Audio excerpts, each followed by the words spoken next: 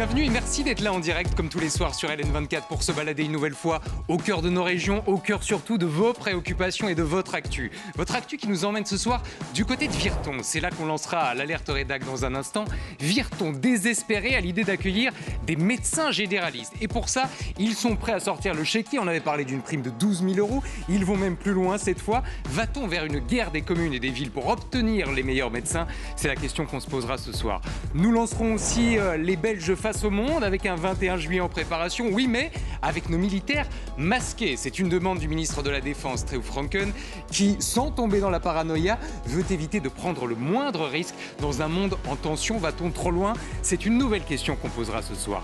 Et puis, le thermomètre, on le plantera cette fois au cœur de nos terrains de football. Pourquoi? Parce que les Belges seront privés sur leur chaîne de télé du début du championnat de football belge. Avec une question, l'IPTV est-elle la grande gagnante de cette opération? Allez-vous, oui ou non, passer par là?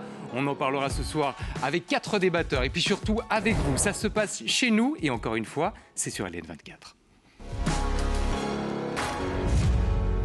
Avec autour de la table un casting complet. Bonsoir Nawal Ben Salem. Bonsoir Thibault. On vous représentez la rédaction en chef de l'ADH sur ce plateau comme d'habitude. Gilles Van Den Burg, visage de l'écologie politique. Bonsoir Gilles. Bonsoir. Heureux de vous retrouver. Autre visage de l'écologie et de l'activisme pour plus de justice climatique, c'est Adélaïde Charlier. Bonsoir Adélaïde. Bonsoir Thibault. Et à côté de vous, Étienne Dujardin, fondateur de 21 News et conseiller communal du côté de Woluwe-Saint-Pierre. Bonsoir Étienne. Thibault. Je précise qu'Adélaïde, vous aurez en fin d'émission une forme de droit de réponse, on va l'appeler comme ça, parce qu'il y a quelques jours, ici même, un certain Damien Ernst a pointé du doigt la jeunesse militante pour le climat en disant que vous racontiez n'importe quoi, que vous n'y connaissiez rien et qu'il regrettait votre présence, ou presque.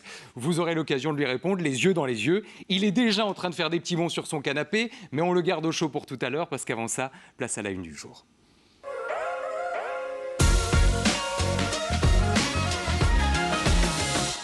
Et on aurait pu s'arrêter ce soir sur la une du soir qui titre sur les négociations pour la formation du gouvernement bruxellois qui ont pris l'eau déjà en 24 heures. Il faut dire que du côté de la NVA, on n'avait pas particulièrement bien compris le son de cloche. Est-ce qu'on est dedans? Est-ce qu'on est dehors? Tout ça doit encore être éclairci dans les prochains jours ou peut-être déjà dans les prochaines heures.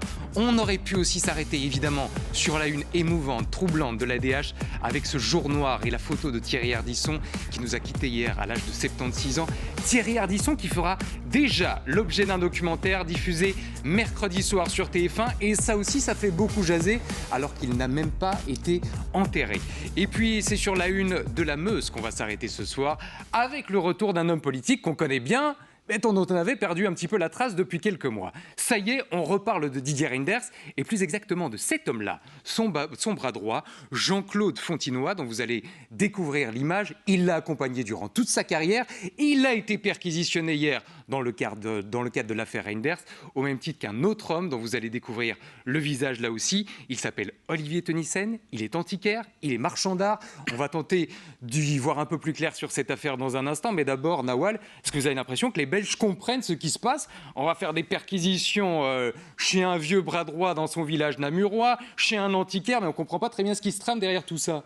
Mais les Belges ont retenu que Didier Reynders aimait bien jouer à la loterie et que donc il a magouillé. Voilà. Maintenant, Fontinoy, les perquisitions, elles arrivent quand même un peu tard, hein, il faut reconnaître. Et là, je comprends les citoyens qui se disent, mais enfin, il a eu le temps de tout planquer. Si jamais il y avait quelque chose à planquer, attention, je répète, et j'insiste sur la présomption d'innocence, bien entendu. Donc oui, ça se mélange un petit peu dans la tête des citoyens. Quel est son rôle exact? Le blanchiment d'argent, qu'est-ce que c'est? Et puis maintenant, on a le PS qui rajoute une couche en disant on réclame une commission d'enquête dans cette affaire. Une commission d'enquête, je ne crois pas que ce soit vraiment utile ici. Il faut laisser faire la justice, son travail. Pas besoin de venir avec cette commission d'enquête sur un cas. La justice qui a promis, et c'est assez exceptionnel, d'aller vite sur ce dossier avec une enquête qui pourrait être bouclée d'ici la fin de l'année 2025. On n'est pas habitué à des tels délais. Adélaïde, je sais que vous regardez parfois ce genre d'affaires avec un regard citoyen, le plus citoyen des regards autour de cette table. Vous avez l'impression que la politique sort encore démolie de cette affaire et abîmée? Alors c'est assez évidemment dommage pour la politique, parce qu'on est déjà dans une situation d'écart de plus en plus grand entre les citoyens et la politique, qui est essentielle, parce que la politique, c'est pouvoir s'encadrer avec des règles, donc ça, c'est nécessaire. Mais ça m'inquiète évidemment de voir ces réalités qui se cachent, et surtout la notion du retard, de se dire qu'il s'est passé autant de temps avant qu'on en parle seulement aujourd'hui. Je pense que tous ces aspects-là, évidemment, ça crée encore plus de doutes chez les citoyens. Et il faut pourtant vraiment aller rechercher cette confiance. On aura évidemment le regard de nos deux politiques autour de la table dans un instant. Mais d'abord, on vous rappelle le décor. Didier Reynders aurait, c'est un soupçon, blanchi de l'argent en achetant des tas de tickets de loterie. Il a justifié l'origine de cet argent par la vente d'œuvres d'art. D'où peut-être la visite chez son camarade antiquaire, qui nous précisera d'ailleurs via son associé dans quelques instants qu'en gros, il ne connaissait pas du tout Didier Reynders. C'est tout juste, il avait déjà croisé. Mais avant ça, essayons d'y voir clair sur l'enquête en cours. Est-ce qu'au moment où on se parle, Louis Dominé, Didier Reynders a été inculpé, mis en examen, auditionné? On en est où? Alors c'est difficile d'affirmer avec certitude, mais d'après ce qu'on en sait, rien de tout ça. Didier Reynders ne fait l'objet pour l'instant que de soupçons de blanchiment d'argent. Vous le disiez, en 2024, on apprenait qu'une enquête avait été ouverte sur le sujet après des mouvements via la loterie nationale, des tickets achetés parfois avec des montants pouvant aller jusqu'à 3 000 €. C'est ce qu'on apprenait notamment dans Le Soir. On parle aussi de dépôts en cash sur son compte en banque sur une très longue période de temps, mais ça a été jusqu'à 800 000 €. Donc ça, c'est sur une longue période, je le disais. Et ici, vous l'avez dit, une perquisition qui concerne l'ancien bras droit de Didier Reynders. Ici, vous allez le voir tout à droite. Et puis, un antiquaire bruxellois. Mais cette enquête, elle se déroule dans la plus grande discrétion. On a des infos qui filtrent via la presse. Mais donc, difficile d'affirmer ce qui se passe réellement en coulisses. On a une bête question, mais on est là pour vous la poser quand même. Est-ce qu'en attendant, Didier Reynders, il a le droit de continuer à acheter des tickets de loterie ou pas ? Eh bien, on pourrait penser que oui, puisqu'il n'a pas été inculpé, et on aurait raison. La présomption d'innocence vaut toujours, et d'après la Loterie nationale, eh bien, tant qu'aucune décision de justice n'a été rendue, il peut jouer comme vous et moi. On serait lui, on ne le ferait pas, mais donc il a le droit de continuer à aller à sa station essence, acheter de temps en temps un e-ticket à gratter. Pourquoi pas? C'est son droit, semble-t-il. Et c'est en tout cas les précisions qu'on pouvait vous apporter ce soir. Avant d'entendre Étienne et d'entendre Gilles, je voudrais juste vous montrer cette déclaration de l'associé d'Olivier Tennyssen, celui qui tient cette boutique d'antiquités, qui dit « Non, il n'est pas client. Didier Reynders, il aime plutôt l'art contemporain et l'art moderne. On n'a pas ça du tout dans notre galerie. C'est une tempête dans un verre d'eau. » Bref, il a l'air de bien connaître les goûts de Didier Reynders, sauf que quelques lignes plus tard, voilà ce qu'il précise encore. Moi, j'ai jamais croisé Didier Reynders. Enfin, une fois vu de loin à la Brafa, je l'ai laissé parler avec mon associé, son ami Olivier Tennyssen. Je rectifie, c'était pas son ami, c'était juste une connaissance. Étienne, on va évidemment pas s'embarquer dans des conjonctures ici ce soir et dans des condamnations, c'est pas à nous de le faire. Mais il y a quand même beaucoup de choses suspectes dans cette affaire, on peut s'accorder là-dessus. Ça à la justice de faire son travail. Là, il y a une enquête qui est lancée depuis plusieurs mois. Donc je crois que c'est important que la justice puisse faire son travail de manière consciencieuse. Chacun a intérêt à ce que la justice puisse tirer les conclusions. Et ici, l'antiquaire, s'il faisait ce genre de déclaration et que c'était faux, il prendrait un risque aussi. Parce que si demain, la justice voit qu'il y a des traces de virements sur ses comptes ou des choses comme ça, on va directement lui montrer ses déclarations. Donc, s'il le dit, bon, voilà, on verra ce que l'enquête en fait. Mais je crois que c'est... et d'ailleurs, Didier Reynders l'avait dit aussi, c'est même son intérêt que la justice aille dans le dossier et voit ce qu'il en est. Je peux vous poser une question personnelle? C'est votre famille politique. Est-ce que, sincèrement, ça vous ennuie, cette affaire? C'est mauvais par les temps qui courent de devoir traîner un boulet qui s'appelle Didier Reynders.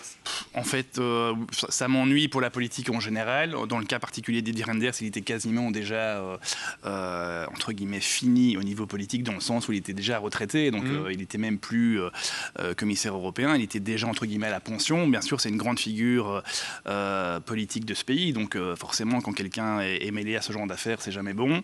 Maintenant, on verra ce que la justice en dit. Mais c'est vrai que moi, je ne suis pas... je trouve ça quand même... il y a des éléments quand même troublants dans ce dossier et on verra ce que la justice en dit, quoi. Et j'entends que c'est le monde politique dans son ensemble, Gilles, qui ne doit pas se réjouir, monde politique auquel vous appartenez. Est-ce que vous dites ce soir, c'est pas ma famille, je m'éloigne de tout ça, ou finalement on est tous dans le même bateau parce que les pertes, on va devoir les assumer ensemble? Non, c'est terrible pour la politique, c'est terrible pour le regard des citoyens par rapport à la politique et Adelaide a tout à fait raison. Le fossé entre les citoyens et la politique ne cesse de grandir. Ce genre d'affaires, ça, c'est mauvais pour tout le monde. Peut-être juste sauf pour les extrêmes, de droite comme de gauche. Maintenant, je voulais quand même réagir aussi par rapport au fait qu'on dit que tout ça est assez récent. Attention que tout ce qui entoure Didier Reynders, tout ce qui entoure Jean-Claude Fontinoy, ça fait des années, ça fait des décennies qu'on en parle. Il y a déjà eu une commission d'enquête qui a touché un peu ces affaires à la Chambre. C'était le Casagate.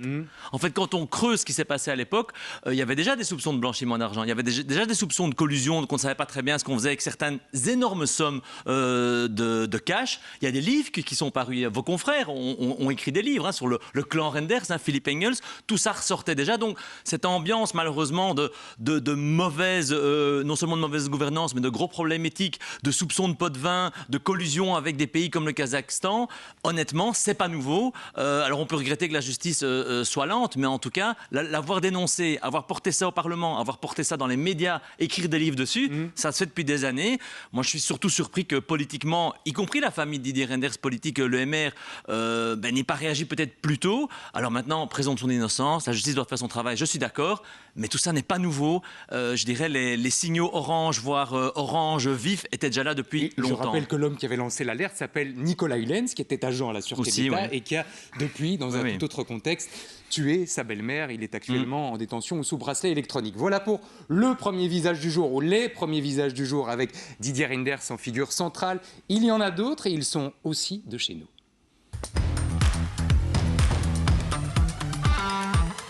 Avec 3 autres visages qu'on voulait mettre à la une ce soir. Le visage de la princesse Delphine, on va y revenir dans un instant parce qu'elle a fait une déclaration très intéressante sur ses enfants. Le visage de Frédéric, maman solo qui vit en ce moment avec ses 4 enfants du côté de Marche-en-Famenne dans une voiture. Et puis Elio Di Rupo qui a quelque part, en tout cas vous me donnerez votre avis dans un instant, comparé la NVA à des partis peu ragoûtants dans l'histoire. Il a même été jusqu'à citer Hitler et Mussolini. On l'écoutera parce que vous allez voir que ces déclarations font du bruit. Mais d'abord, retour sur la princesse Delphine. La princesse Delphine qui va être, évidemment, c'est l'habitude, chaque 21 juillet, scrutée de près, notamment sur son look vestimentaire. On a appris, et c'est pour l'info people du jour, avec quel designer elle allait travailler. Il s'agit de Benjamin Wortmans, que vous découvrez à l'instant. Mais surtout, c'est une autre déclaration confiée à nos confrères de Sudinfo qui nous interpelle ce soir. Écoutez ce qu'elle dit, ou lisez plus exactement ce qu'elle dit, sur ses enfants. Oscar a un camp scout et nos 2 enfants travaillent au Delay cet été. J'estime qu'ils doivent avoir des jobs de vacances. Je trouve ça normal qu'à un moment donné, on se jette dans le bain, pas pour travailler dans une banque, ils n'ont pas la formation pour ça, mais pour exercer des petits jobs. La princesse Delphine qui envoie ses enfants travailler au Deleuze. Nawal, comment vous prenez ça? Est-ce que c'est le signe d'une normalisation supplémentaire de la famille royale ou le signe qu'elle est un petit peu à part une nouvelle fois dans la famille? Mais ce qui me surprend surtout, c'est de devoir préciser qu'elle envoie ses enfants au Deleuze comme si c'était quelque chose de pas normal. Ça me choque parce que oui, en fait, envoyer ses enfants à 16 ans, 17 ans travailler, c'est quelque chose de tout à fait logique et c'est très bien pour leur éducation. Et d'ailleurs, les enfants du prince Laurent travaillent aussi, ont eu des petits jobs aussi l'été dernier. Il n'en a pas fait des caisses autour. Bon, ça s'est su parce que des journalistes lui ont posé la question, mais il n'a pas en tout cas autant justifié et il a dit que c'était tout à fait normal d'apprendre à ses enfants la valeur du travail. Est-ce que c'est pas nous qui, simplement, chaque fois qu'il est question de la princesse Delphine, avons tendance à tirer sur la petite phrase? Et je me mets dans le lot, hein. Elle a peut-être dit ça au détour d'un coin de table, d'une conversation, et effectivement, on a tous envie de dire « Waouh, incroyable, les enfants de la princesse travaillent au Deleuze, Adélaïde ». Moi, ce qui m'interpelle juste, c'est le mot « petit job ». Je trouve ça dommage de devoir hiérarchiser des compétences tout à fait essentielles aussi pour notre société. Et donc, moi, je pense surtout à toutes les personnes aujourd'hui qui travaillent dans nos magasins et qui sont tout à fait aussi essentielles que des personnes qui travaillent dans nos banques. Oui, elle n'aurait peut-être pas dû hiérarchiser la banque et le travail au Deleuze sur ce coup-là. Je vous rassure, hein, les enfants de la princesse Delphine ont par ailleurs une vie assez sympathique. Il y a quelques jours, ils étaient notamment là pour la venue de Rihanna en compagnie de leurs parents. On salue Joséphine et Oscar, ces 2 enfants. Donc, ils n'ont pas que le travail au Deleuze. Étienne, sur ce coup-là, le royaliste de la bande, c'est vous autour de la table. Est-ce que la princesse Delphine, elle a raté une occasion de se taire ou elle a bien fait de parler de la vie normale de ses enfants? Non, je suis assez d'accord avec les deux précédentes interventions. Je crois que c'était, ça n'a rien d'exceptionnel. Je veux dire, les Belges qui envoient leurs enfants travailler au Delhaize, au Colruyt, peu importe où pour un job d'étudiant, c'est ce que fait tout le monde. Donc commencer à mettre ça en exergue, je trouve ça assez maladroit en fait. Et sur la communication de Delphine en général, je trouve qu'elle est un peu trop excentrique. C'est qu'en fait, elle n'a pas de rang dans le. Vous aimez pas l'excentricité, vous? Tiens, ça m'étonne. Non, Je mais sais je pas veux dire, pourquoi.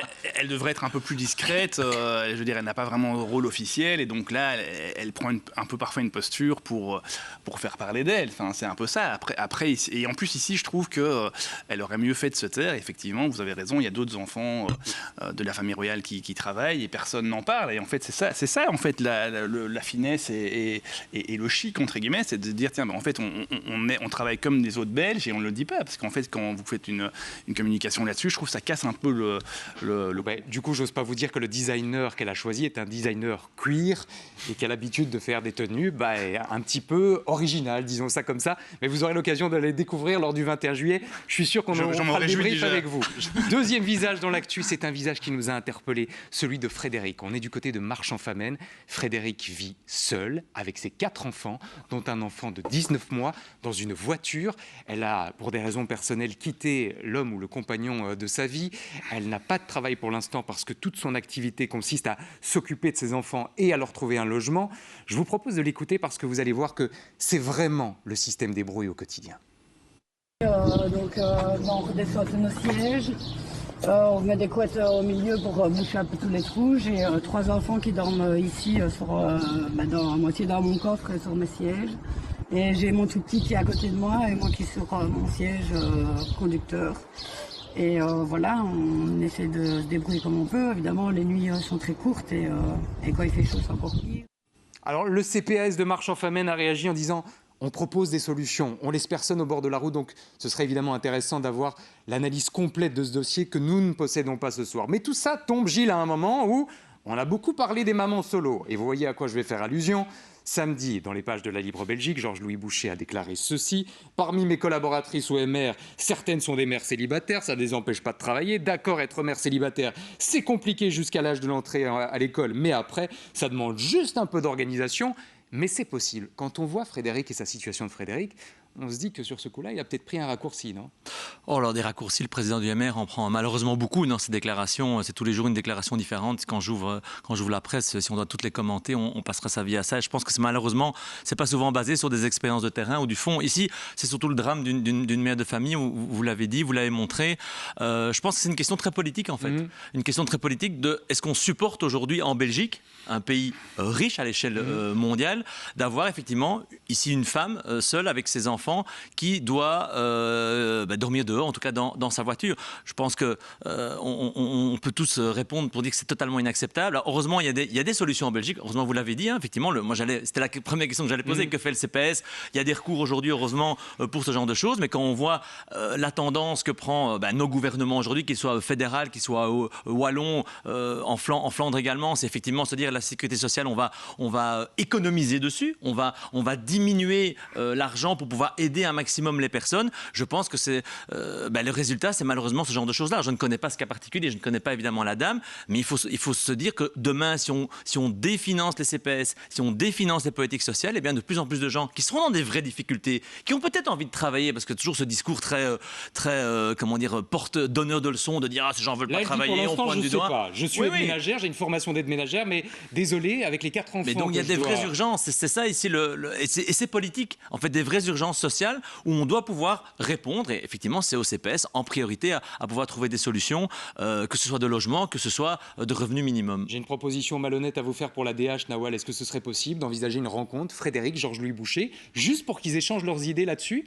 que l'une raconte sa vie, que l'autre raconte ses opinions et ses projets? Ah, mais bien sûr, si les deux sont d'accord, oui, volontiers, évidemment. Qui a raison dans cette affaire? Est-ce que c'est Georges-Louis Boucher qui a raison de taper du poing sur la table en disant « tout le monde peut y arriver » ou est-ce que c'est Frédéric qui dit « je m'en sors pas et vous devez me croire » ? Il y a les deux situations, en fait. Oui, le cas de Frédéric, c'est un cas isolé. On ne connaît pas toutes les circonstances, vous l'avez dit. On ne sait pas pourquoi est-ce qu'elle ne travaille pas comme aide ménagère.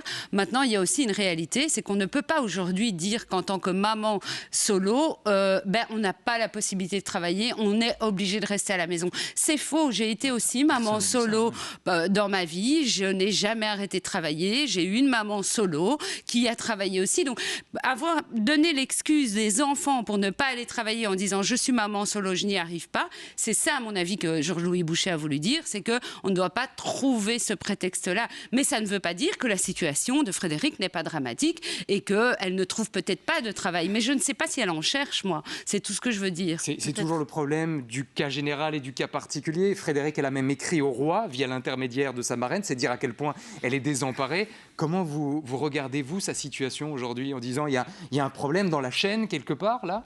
Oui, je pense qu'évidemment, ce cas précis, tout le monde autour de la table se sent très concerné et aimerait trouver des solutions. Et je pense qu'il y a des possibilités d'amener des solutions. Et elle a l'air volontaire de vouloir trouver des solutions à partir du moment où elle se découvre aussi dans la presse. Je veux dire, ça c'est oser montrer sa vulnérabilité. Je pense qu'un aspect quand même aussi à souligner, c'est que je pense que par exemple les propos qui ont été avancés par Georges-Louis Bouchet sont assez naïfs en termes de la réalité de l'écart quand même encore présent aujourd'hui entre les hommes et les femmes, c'est-à-dire que les femmes sont majoritairement encore celles qui doivent prendre la charge de l'enfant. On parle d'ailleurs majoritairement des femmes célibataires, moins des hommes célibataires.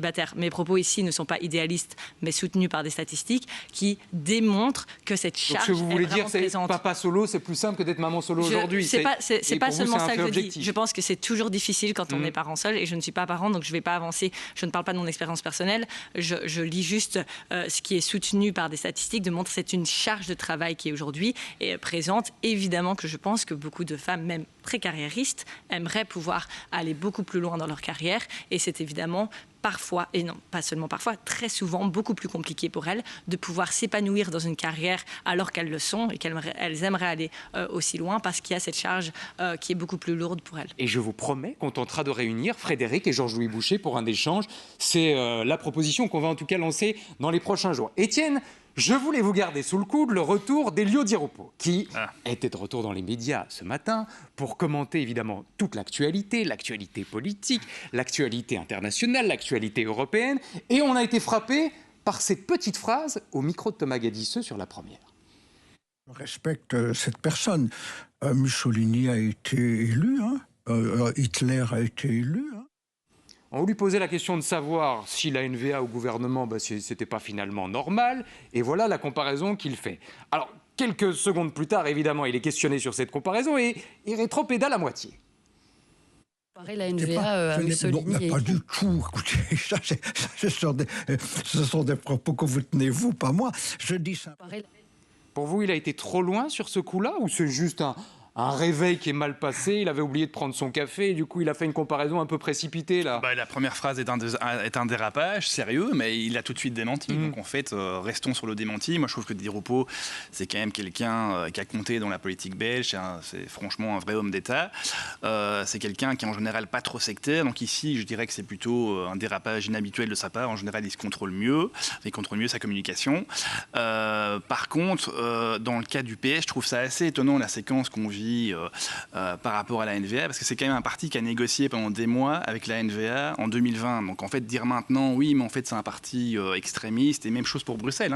Sur Bruxelles, on ne va pas parler avec eux parce que c'est un parti dangereux, extrémiste, etc. Mais en fait, ils ont parlé pendant des mois avec eux en 2020. Donc qu'est-ce qui a changé entre 2020 et aujourd'hui? Donc je trouve que c'est complètement incohérent.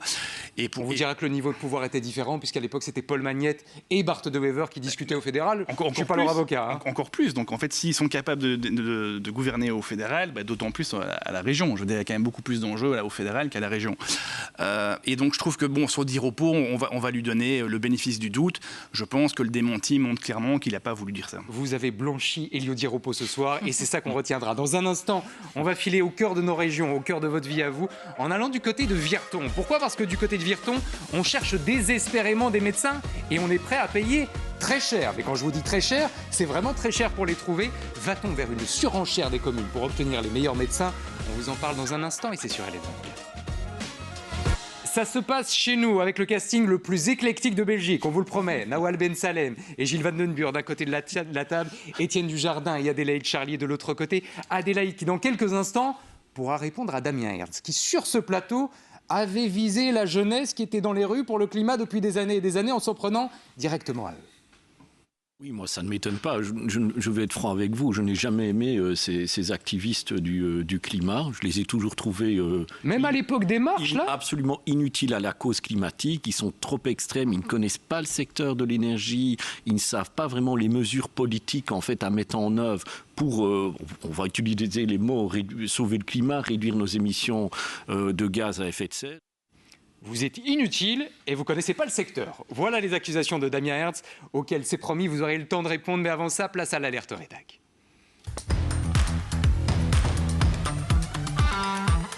L'alerte rédac qui nous emmène du côté de Virton. Bon, on sait qu'on n'est pas dans le coin le plus densément peuplé de Belgique, on est dans la province du Luxembourg. C'est effectivement rural, c'est la campagne et on a du mal à trouver des médecins généralistes là-bas. Écoutez et lisez les déclarations d'Olivier et Sylviane. Ils sont médecins. Lui fait le secrétariat de Sylviane qui est docteur depuis des années et des années sur place. Actuellement, ils sont 14 à exercer à Virton. Tous complets. Et depuis 3 ans avec mon épouse, nous alertons les autorités communales sur cette situation.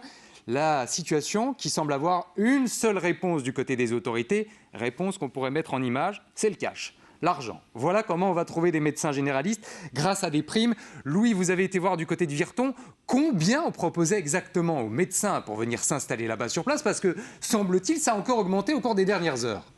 Oui, en fait, il s'agit d'une prime supplémentaire qui est octroyée aux médecins qui font leur assistanat dans la commune. Son montant, vous allez le voir, 1 000 € par période de 6 mois donc d'assistanat dans la commune de Virton. Ça s'ajoute aux 12 000 € déjà proposés pour ceux qui souhaiteraient s'installer en tant que médecin sur la commune. Mais ça, c'était déjà en place dans la législature précédente, avec une exception quand même. Les médecins qui exercent dans la commune voisine ne peuvent pas venir à Virton pour y installer leur activité. Est-ce qu'il y a d'autres villes, d'autres communes du coin qui passent par le même système et qui proposent des primes aux médecins ? Alors ça dépend un petit peu en fonction des communes. Il y a d'autres méthodes aussi qui sont mises en place, pas que financières. Ce qui est certain, c'est que la pénurie, elle touche beaucoup d'endroits en Wallonie. Vous voyez sur cette carte qui date un petit peu, mais de nombreuses communes sont en rouge, avec moins de 50 médecins pour 100 000 habitants. Et le problème n'est pas nouveau. Il y a presque un an, je suis parti à la rencontre d'un jeune généraliste pour un reportage. Il venait de s'installer du côté de Rochefort. Sa patientèle, à l'époque, s'est remplie en un temps record. Écoutez. Je me suis installé le 1er octobre 2022 ici et à partir de février 2023, j'étais déjà saturé, je prenais déjà plus de nouveaux patients. Donc oui, seulement 5 mois pour faire une patientèle tout à fait complète. Tous les jours, notre secrétaire doit refuser des personnes et c'est très compliqué parce que d'un point de vue humain, il y a des gens qui ont parfois des pathologies qui peuvent être assez lourdes, qui ont vraiment besoin d'avoir un suivi médical. Il n'y a pas non plus que les communes qui mettent des choses en place pour tenter d'attirer les médecins dans les petites communes de Wallonie. L'Agence pour une vie de qualité propose elle aussi une prime. Elle va de 20 à 25 000 €. À cela peuvent aussi s'ajouter des aides à l'emploi pour les médecins qui devraient employer du personnel. Gilles, je sais que c'est le genre de dossier qui vous touche. Est-ce qu'il ne risque pas d'y avoir une surenchère des communes et des villes qui, à coup de primes, risquent de se battre pour attirer les médecins ? On peut même aller jusqu'à une situation à l'australienne. Regardez cet article sur lequel on est tombé. On a proposé des trucs de dingue aux médecins pour venir s'installer. On parle cette fois de centaines de milliers d'euros, d'une habitation sur place. Bref, la vie, le grand luxe. Vous craignez un peu ce scénario-là ou pas ? Oui, et c'est un problème assez général. Moi, en France, ils ont exactement le même problème dans les régions, dans les zones non urbaines pour attirer des médecins. Et donc, on sait que c'est un vrai problème. Moi, je pense que ce n'est pas... Enfin, moi, j'espère vraiment qu'on va éviter la surenchère entre communes. Je ne pense pas que c'est aux communes de gérer ça, même si forcément certaines communes sont plus touchées que d'autres. Il y a d'abord évidemment tout le débat des quotas INAMI au niveau fédéral. Et on sait que c'est un débat lourd au niveau communautaire, puisqu'il y a davantage de médecins, en tout cas en densité en Flandre qu'en Wallonie. Mais il y a aussi des aides qu'on pourrait imaginer au niveau de la Fédération Wallonie-Bruxelles. Moi, je pense vraiment qu'il faut voir ça de manière un peu globale, mais qu'on encourage les médecins à aller dans les zones où là, effectivement, on sait qu'il y en a moins. Je pense que ça, c'est du bon sens. De faire une concurrence déloyale entre communes, parce que là, évidemment, on va avoir aussi un combat entre des communes qui ont les moyens budgétaires et d'autres qui n'ont pas. Là, je pense que ça n'a pas de sens. Donc, j'espère vraiment que... Enfin, je suis même certain que le politique doit prendre son rôle dans cet aspect-là. Et si on parle des médecins, mais ça vaut pour tous les services publics de proximité. Pensez aux distributeurs vous en avez déjà fait des débats, mais aux distributeurs de cash, pensez aux bureaux de poste, pensez à tous ces points d'accès importants en termes de services publics, mais qui disparaissent malheureusement, certainement en particulier dans les zones non urbaines ou plus rurales. J'allais vous poser les questions sur les communes les moins favorisées. On sait qu'à Charleroi, on a des difficultés en ce moment pour boucler le budget. Charleroi, il y a 8 communes de la région, dont Fleurus, dont Courcelles, qui sont en pénurie grave de médecins. Nawal, elles vont peut-être pas pouvoir sortir des primes de 12, 13, 14 000 euros pour attirer les médecins. Mais d'où l'importance, effectivement, d'une décision fédérale. Et là, je rejoins Gilles. Effectivement, la solution commune par commune, ça va créer de la concurrence, ça va rien solutionner. Donc oui, il est temps qu'au niveau fédéral, on s'active par rapport à ça. Ça fait quand même des années maintenant qu'on tire la sonnette d'alarme par rapport à cette pénurie. Rien n'est fait. Au contraire, on complique la vie des médecins pour le moment. Donc je pense qu'il est temps d'agir pour les futurs patients. Oui. Et ça bouge à Virton, ça bouge aussi partout ailleurs dans le pays. C'est l'heure de faire le tour de nos régions.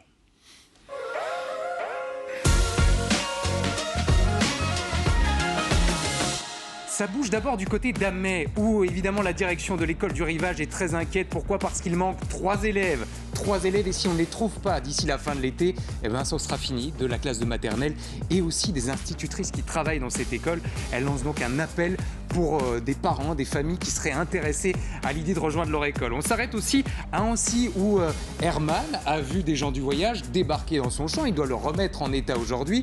Il a fait un appel aux bénévoles. S'il en trouve 50, c'est promis, il versera 500 € au Télévis. Ça vaut la peine, la solidarité est évidemment au cœur de ce mouvement et vous voyez les images de son champ qui a l'air relativement en bon état, du moins sur base de ces images. Et puis on fait une dernière escale, elle nous tient à cœur ce soir, dans la vallée de la Vestre, qui a été touchée il y a 4 ans jour pour jour par les inondations sans doute les plus graves de l'histoire de la Wallonie. Et voilà, Adélaïde, que des habitants lancent une carte blanche. Ils viennent de la vallée de la Vestre, de l'Ourthe, de la Hougne. Ils disent, aujourd'hui on n'a rien fait pour anticiper des futures catastrophes. Je vous livre notamment le témoignage de Julie qui était aux premières loges. On ne pourra plus dire qu'on ne savait pas. Les rapports, les alertes, les témoignages sont là. On n'a rien fait en termes préventifs en 4 ans, en tout cas dans certains endroits.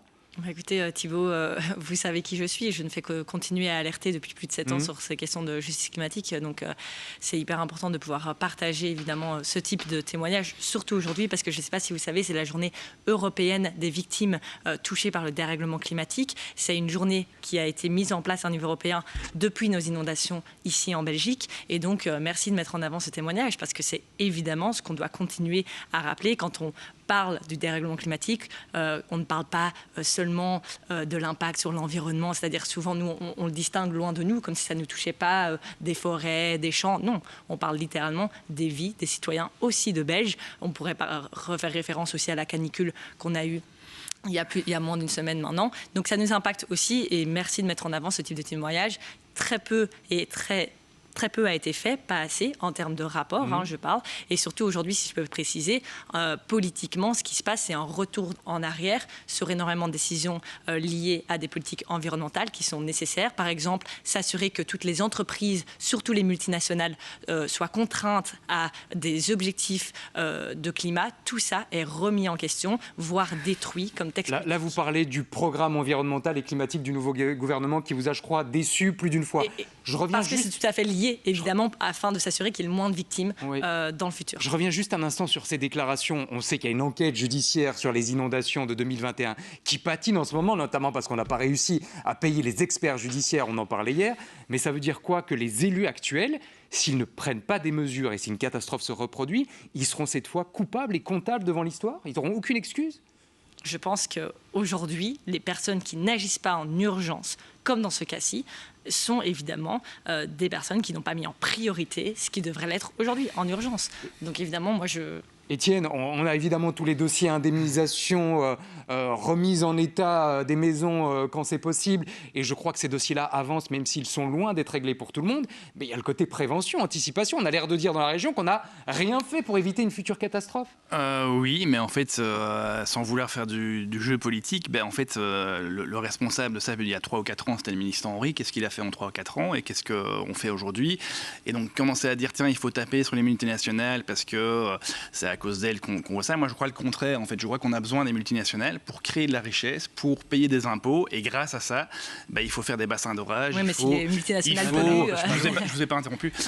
Il faut augmenter tous les réseaux de distribution d'eau. Enfin, voilà, il faut travailler. Et ça, malheureusement, la région wallonne, aujourd'hui, est dans un état de déficit chronique parmi les pires de l'Union européenne. Et donc, on ne saura pas faire ça sans création de richesse, malheureusement. Et donc si je reste sur la question des inondations, en gros, c'est parce qu'on n'a pas les sous et qu'on est dans une région un peu en faillite qu'on ne peut pas se permettre d'anticiper, de créer les barrages et le reste?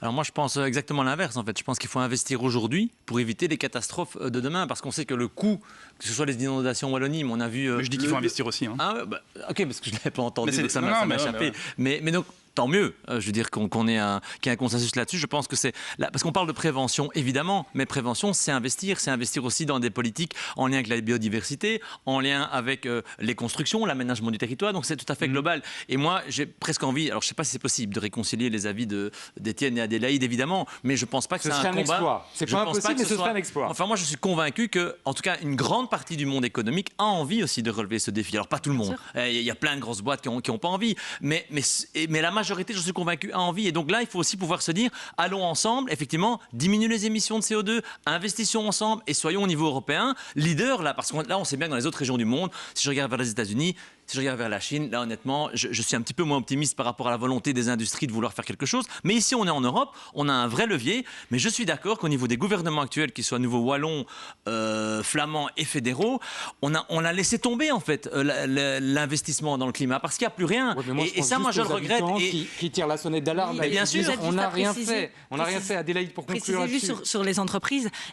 Tellement d'entreprises font des efforts aujourd'hui que c'est pour ça de s'assurer que tout le monde soit dans le même règlement. C'est pour ça que j'insiste sur les réglementations et qu'aujourd'hui, il faut quand même être honnête, les entreprises qui polluent le plus sont par exemple majoritairement des multinationales parce qu'elles peuvent... Non, mais c'est pas une attaque envers elles, c'est parce qu'elles ont une responsabilité et qu'aujourd'hui, beaucoup, surtout évidemment dans le monde de l'énergie et surtout de l'énergie des énergies fossiles, il y a là une envie de diminuer les ambitions. Et c'est pas une envie, c'est des annonces. Je comprends évidemment ce grand débat. Il faut s'assurer que pour les petites entreprises... Mais là, moi, je revenais juste sur mes petits barrages, sur mes petits problèmes d'inondation. Oui, on n'a rien fait au niveau local dans ces régions-là pour résoudre le problème. On va laisser ce dossier de côté et vous avez vu à quel point il anime et il réveille évidemment bien des tensions autour de la table. Il est l'heure de planter notre thermomètre au cœur de la Belgique et au cœur de nos terrains de football. Avec l'annonce de la DH hier, c'est les premiers à avoir sorti l'info. Eh ben oui, DAZN, la chaîne DAZN, ne sera pas distribuée sur Proximus, sur vous, sur Orange pour le début du championnat de football. Impossible de voir nos fameux matchs de télé de nos clubs préférés en télévision. Et pourtant, DAZN va continuer évidemment à émettre via son application. On pourra évidemment avoir accès à ce contenu, mais sous une autre forme. Pour être très clair, Louis, et avant d'entrer au cœur de la discussion, ça veut dire que le championnat de football belge sur la télé de papa, c'est comme ça qu'on va l'appeler, pour l'instant, c'est impossible. En tout cas, le début du championnat, ça paraît à peu près sûr, puisque, on l'a appris, les négociations sont en pause. Alors pour combien de temps, on ne sait pas exactement, mais la situation a quand même l'air très tendue. La saison, elle reprend vendredi prochain et les diffuseurs ont annoncé donc qu'elle ne serait pas en télé classique. Il y a juste DAZN qui la diffusera en souscrivant à un abonnement. Son prix, entre 25 et 35 € par mois. Alors il y a différentes formules, donc le prix peut varier, mais il faudra mettre la main au portefeuille si vous ne voulez pas manquer une seconde des matchs de la Pro League. Question subsidiaire, est-ce que les fameux résumés, les images, les meilleurs moments des matchs, on les verra quand même sur nos chaînes de télé classiques ?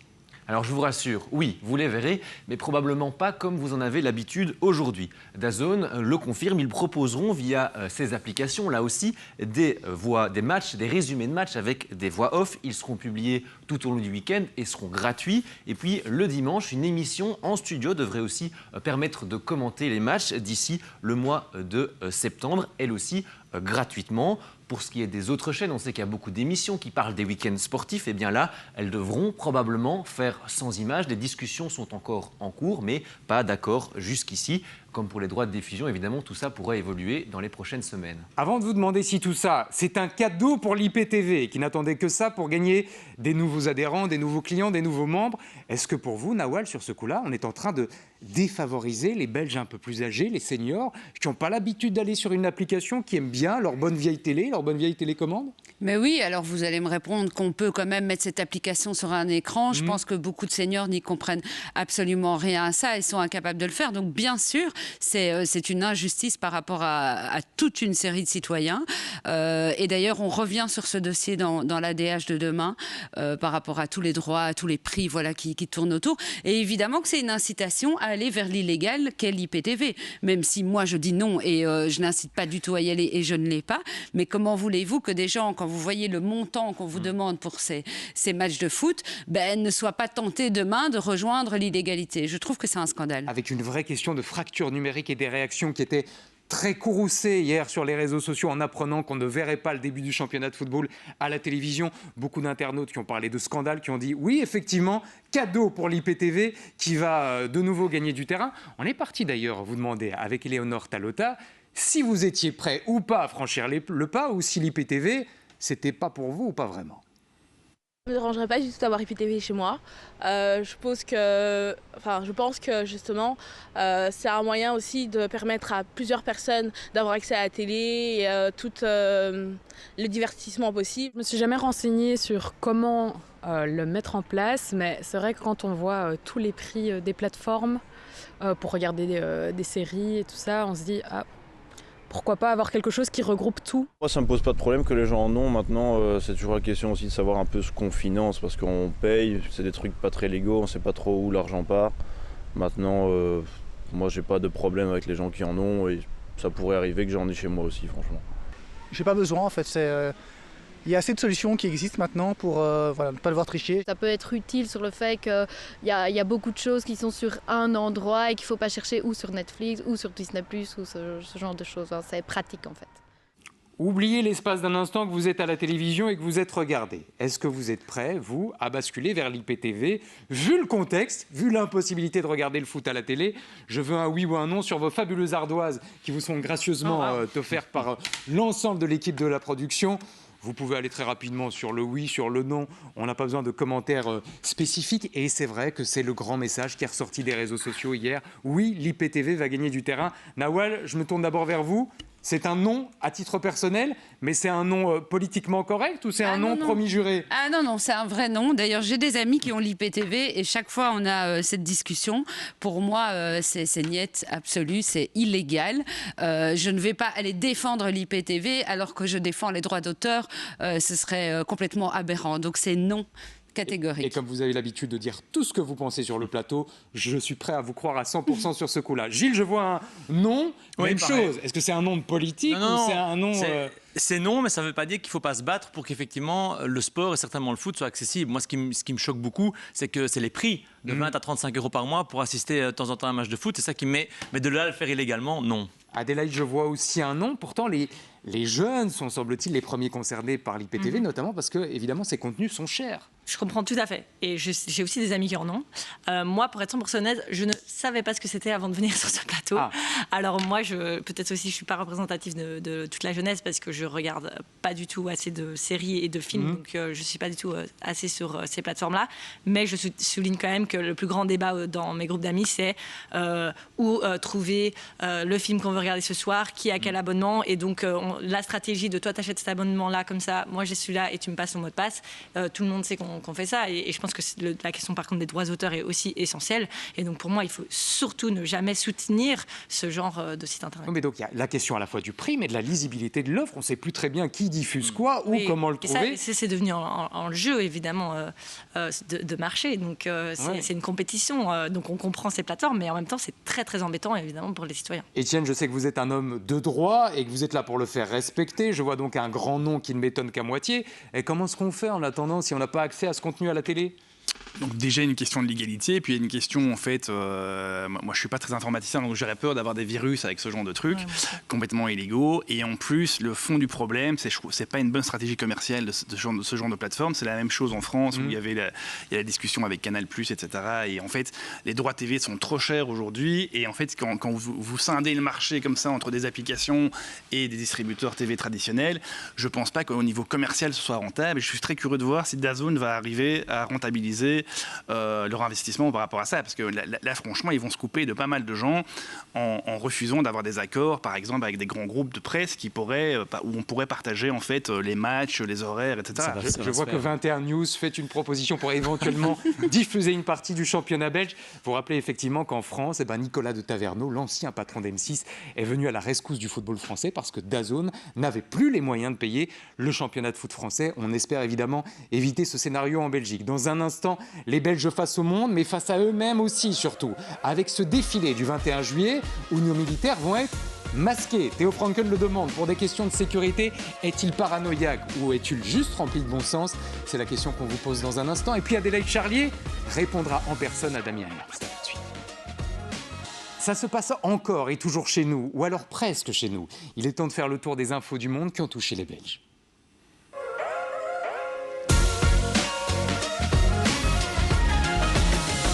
Et on aurait pu s'arrêter une nouvelle fois ce soir sur Donald Trump qui a lancé un ultimatum à Vladimir Poutine. 50 jours montre en main pour trouver un accord de paix avec l'Ukraine, sans quoi il passera par la case représailles et des droits de douane, non pas de 30, non pas de 40, mais de 100% à l'égard de la Russie. On aurait pu s'arrêter aussi sur le visage de Brigitte Macron qui a décidé de ne pas se laisser faire. Vous vous souvenez que 2 femmes l'avaient accusée d'être transgenre, elles ont été relaxées. Brigitte Macron se pourvoit en cassation, elle ne veut pas laisser passer ça. C'est le message de la première dame ce soir. Et puis on va s'arrêter sur le visage de nos militaires à nous, parce que le 21 juillet approche, ce sera évidemment ce lundi, sauf que nos militaires vont devoir défiler masqués. Demande de Théo Franken en personne, on a découvert ça dans la presse ce matin, tout simplement parce que dans le contexte actuel, avec l'intelligence artificielle, avec la reconnaissance faciale, on pourrait les mettre en danger. Nawal, il est un peu parano sur ce coup-là, le ministre de la Défense, ou il a raison? Non, je ne crois pas qu'il soit parano. S'il le fait, c'est qu'évidemment, il a des éléments derrière pour justifier ça. Donc, ça c'est un fait. Maintenant, ce qui ne va pas, et c'est ce qu'on sort dans l'ADH tout de suite, c'est qu'il demande pour le moment aux militaires, il est demandé aux militaires de payer leur propre foulard, 13 euros le foulard.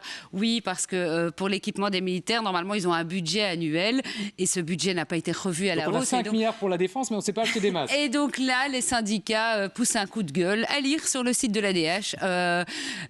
Oui, là, c'est un petit peu quand même dommage au niveau de la com, parce qu'il les protège, d'accord, mais 13 euros le foulard, pour certains militaires, ça fait beaucoup. Donc on a de la lecture dans l'ADH, le dossier DAZN sur les droits télé avec les nouvelles infos, plus le dossier militaires qui doivent payer leur propre équipement. Là, je vous avoue, Étienne, quand on entend ça, on tombe un peu des nues. Des militaires obligés de payer leur masque pour défiler le 21 juillet. C'est assez absurde, là, ils défilent pendant leurs heures de travail, donc ça devrait être la défense qui le finance, et effectivement, quand on parle de rehaussement des budgets militaires, on devrait quand même être capable de payer des masques.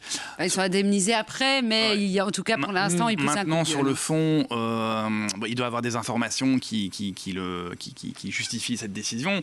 Maintenant, à d'autres années, il y avait déjà ça. Donc, en fait, les forces spéciales étaient déjà masquées d'autres années. Et en fait, ici, c'est un peu bizarre, c'est qu'en fait, les militaires vont être masqués, mais alors quid des pompiers, de la police.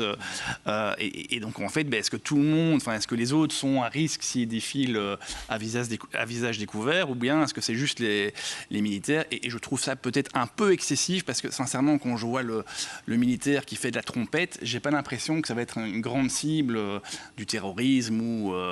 Donc voilà. Après, il doit avoir des informations. Donc s'il le fait, il doit avoir raison. Mais il y a eu le défilé hier en France. Et les militaires n'ont pas été masqués. Jetons un coup d'œil si vous le voulez bien. Le 14 juillet, c'était hier. On a eu le président Emmanuel Macron qui a fait un discours martial en disant on vit sans doute l'époque la plus dangereuse de notre histoire récente. Et pourtant, hier, au 14 juillet. On a vu peut-être 2-3 paires de lunettes de soleil à gauche, à droite, mais pour le reste, tout le monde était à visage découvert. C'est quoi, on joue un peu à se faire peur? On se fait mousser, Gilles? Bon, je dirais dans la droite ligne du discours de Franken depuis qu'il est à nouveau ministre et ministre de la Défense. C'est-à-dire que c'est vrai que c'est un discours vous voyez, qui vise à faire peur, à créer un climat anxiogène. On est constamment sous pression. Alors j'entends qu'il y a un contexte international particulier, mais c'est pas. Il y a quelques années, on l'a connu aussi. J'allais dire la même chose qu'Étienne sur les autres fonctions, parce qu'il faut rappeler qu'au défilé, et moi je trouve ça très bien, du 21 juillet, il y a d'autres fonctions que les militaires qui défilent, les pompiers, la sécurité civile, les policiers, les policières. Est-ce que eux doivent aussi se masquer ou pas? Et sinon, ça pose question. Donc, que certaines unités, comme les unités spéciales, doivent le faire pour des raisons de sécurité, je peux l'entendre. Qu'on sorte dans la presse en disant maintenant tous les militaires vont être masqués. Voilà, moi c'est vraiment pas ma tasse de thé, ce type de discours très martial de Theo Franken. Et on demandera quand même au ministre de la Santé s'il n'y a pas encore un stock de masques FFP2 du Covid qui reste et qu'on pourrait prêter à nos militaires. C'est vrai que c'est étonnant quand on sait qu'on va dépenser des milliards et des milliards dans la défense, qu'on ne soit pas capable, en tout cas pas pour l'instant, pas tout de suite, de payer des masques à nos militaires, Adélaïde. Moi, j'imagine qu'il y a une question administrative derrière, qu'ils n'ont pas pu rentrer ça dans le budget 2024. On est 2025. 25 déjà. Donc, bref, mais moi, pour être honnête, c'est vrai que c'est un discours assez anxiogène pour tout le monde ici autour de nous, mais je sais que moi, dans les jeunes qui m'entourent et mes amis, c'est quelque chose qui nous angoisse énormément. Est-ce qu'un leader d'un pays comme la Belgique doit plutôt prendre un discours rassurant pour qu'on se sente plutôt en sécurité ou un discours plutôt effrayant pour qu'on se mette en alerte? Aujourd'hui, avec l'anxiété qui nous entoure, c'est vrai que ça rajoute une couche et le dire publiquement comme ça dans la presse, c'est pas plutôt juste le faire.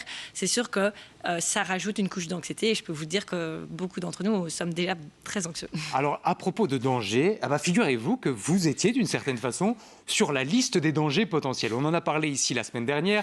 L'OCAM, qui a plutôt l'habitude d'analyser la menace terroriste sur le pays, avait dans un rapport confié que les activistes climatiques, en tout cas certains mouvements activistes climatiques comme Code Rouge, qui a mené toute une série d'actions, et vous nous direz d'ailleurs dans un instant si vous avez participé à certaines de ces actions ou pas, pouvaient être définis aujourd'hui comme des radicaux d'extrême gauche. Avant de revenir sur les propos de Damien Ernst, qui a réagi à ça sur ce plateau, d'abord, comment vous voyez ce rapport? Est-ce que c'est de la foutaise complète? Ou alors ils ont raison de dire que certains parmi vous se sont peut-être radicalisés ces dernières années? Alors je pense que c'est important de définir la définition du mot radicalité. Ce qui est sûr, c'est qu'il y a une évolution du mouvement dans sa structure de passer comme message que nous voulons changer la structure de la société. Et donc, c'est faire un lien entre différentes luttes sociales et environnementales. Et donc, le mot radical, ça veut dire revenir à la racine.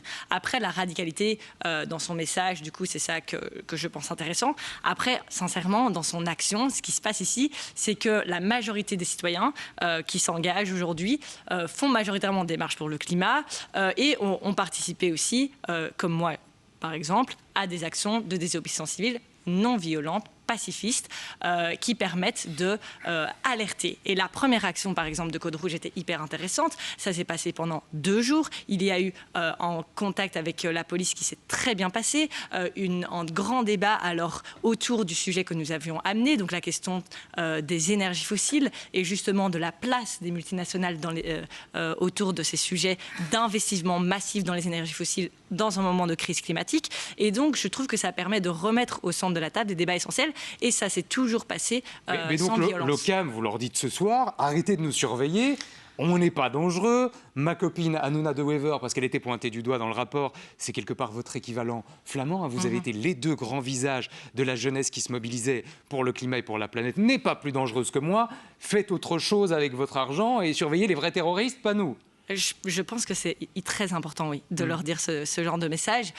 Évidemment que c'est leur rôle d'analyser toute la société civile, donc c'est important qu'ils fassent leur travail, mais la vraie question, c'est qui fait le plus peur aujourd'hui? Et je pense que la réalité, c'est que depuis que les mouvements sociaux et environnementaux, en réalité, ont parlé d'autres luttes, comme par exemple le génocide qui se passe aujourd'hui en Palestine, ça inquiète et ça fait beaucoup plus de réactions. Parce que là, je viens de dire ça crispe tout le monde autour de la table, ça crispe... Etienne s'est redressé. Je vous promets, on ne va pas refaire un débat là-dessus si on est parti jusqu'à minuit. Mais nous pouvons en parler parce que je pense que c'est des vrais débats. Et donc, nous devons plutôt ouvrir le débat à quel est le rôle de la société civile quand il se passe des choses qui les inquiètent sincèrement, qu'ils se sont d'abord mobilisés, soyons honnêtes, mobilisés de manière tout à fait avec tous les outils de la société, de la démocratie. Donc moi, ça fait 7 ans que j'informe les citoyens sur les questions du dérèglement climatique, que nous nous sommes mobilisés à travers des marches pour le climat, des grèves pour le climat, des débats, et je continue à faire tous ces éléments hyper important. Et donc, je pense qu'en réalité, on doit garder les du temps pour criminels ne sont pas les répondre à mêmes. Damien, parce qu'il est devant sa télé depuis tout à l'heure. Il attend la réponse à sa activistes. question. Je vais demander à la régie d'ailleurs si elle s'est recalée l'extrait de Damien. Mais j'ai vu Étienne lever le petit doigt. Étienne, vous avez droit évidemment à une petite 30 réaction. secondes. Non, on ne se relance pas dans un débat sur la Palestine. 30 vous nous secondes. promettez. Là, c'est la preuve qu'il y a une radicalisation du mouvement. C'est qu'en fait, quand on commence à justifier la désobéissance civile, le fait de par exemple, s'enchaîner sur des places, de foutre le grabuge à Tihange ou des choses comme ça, je crois que c'est totalement contre-productif. Et quand je vois Greta Thunberg qui part sur un bateau pour la Palestine, en fait, en voyant ça, il y a beaucoup de gens que je connais qui ont été manifestés pour le climat en 2019. Et sincèrement, maintenant, ça coupe complètement l'élan de ces manifestations. Je vous promets qu'on poursuivra le débat un jour, mais vous devez répondre à Damien. Damien, ses propos, c'était ici sur le plateau parce qu'il vous avait accusé, grosso modo, d'être des amateurs. Oui, moi, ça ne m'étonne pas. Je vais être franc avec vous. Je n'ai jamais aimé ces activistes du climat. Je les ai toujours trouvés...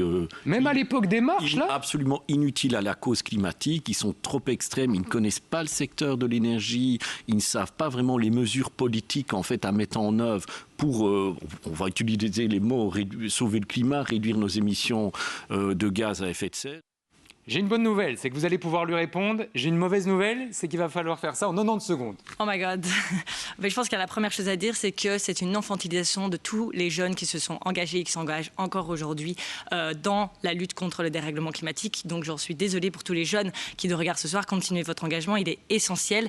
Et c'est une attaque pour nous faire peur et donc ils vont évidemment continuer. Ensuite, c'est des fausses informations. C'est-à-dire que nous travaillons quotidiennement avec des experts. Nous avons un panel d'experts de plus de 150 scientifiques, entre autres des économistes, des climatologues en Belgique, où nous avons créé des rapports avec des recommandations concrètes, politiques, qui permettent qu'on puisse directement appliquer dès aujourd'hui aux différentes compétences belges. Donc voilà, c'est des mauvaises informations qu'il n'a pas accès. J'espère pouvoir lui partager un jour ou s'il peut se renseigner sur nos mouvements. Et puis la dernière chose, c'est que nous avons, ces 7 dernières années, eu énormément de victoires, d'avancées sur des politiques environnementales. La présidente même de la Commission européenne nous a dit les yeux dans les yeux que grâce aux mobilisations des jeunes, elle a réussi à mettre d'accord 27 pays sur les questions du climat. Je peux vous assurer que ce n'était pas gagné. La pression citoyenne est essentielle pour des avancées importantes dans la société et ignorer l'essentiel des mouvements sociaux et environnementaux aujourd'hui, c'est ignorer l'histoire.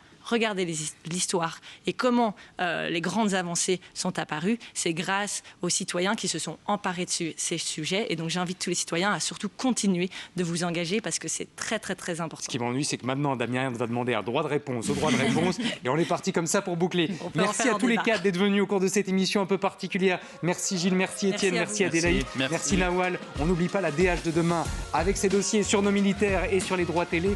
À 19h, vous avez rendez-vous avec C'est ça la vie, suivi de Profession criminelle. Et puis 22h, c'est Nicolas Pipin et Bonsoir les stars. Nous on se dit à demain, même heure, même endroit.